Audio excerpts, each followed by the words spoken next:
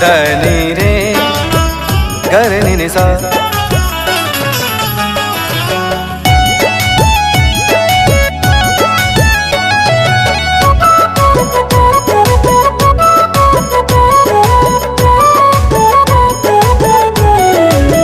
तड़प के राम बोले कौन हमारा होगा, तड़प के राम बोले कौन हमारा होगा, बोले हनुमान प्रभु भक्त तुम्हारा होगा।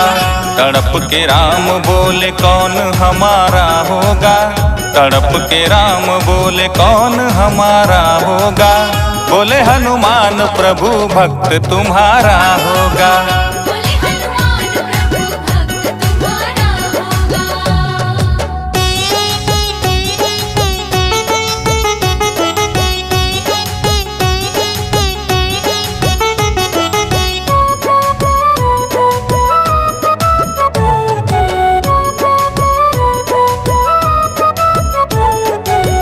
आया था दुकेल तो अकेले कैसे जाऊंगा, माता सुमित्रा को अब मुंह क्या दिखाऊंगा, माता सुमित्रा को अब मुंह क्या दिखाऊंगा। आया था दुकेल तो अकेले कैसे जाऊंगा, माता सुमित्रा को अब मुंह क्या दिखाऊंगा। एक हाथ टूट गया कौन सहारा होगा, एक हाथ टूट गया कौन सहारा होगा, बोले हनुमान प्रभु भक्त तुम्हारा होगा।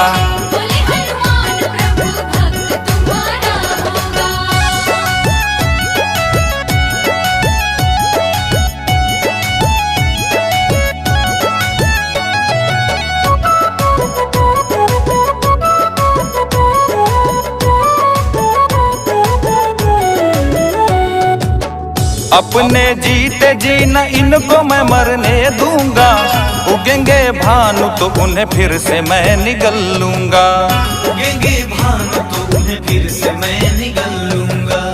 अपने जीते जी मैं इनको न मरने दूंगा, उगेंगे भानु तो उन्हें फिर से मैं निगल लूंगा। बहती नदियों का कोई तो किनारा होगा, बहती नदियों का कोई तो किनारा होगा, बोले हनुमान प्रभु भक्त तुम्हारा होगा।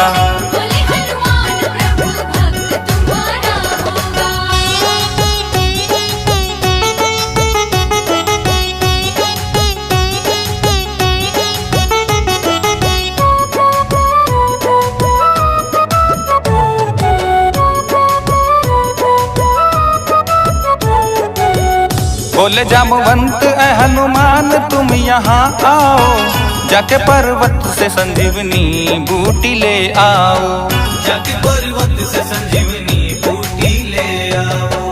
बोले जामवंत ऐ हनुमान तुम यहाँ आओ, जाके पर्वत से संजीवनी बूटी ले आओ।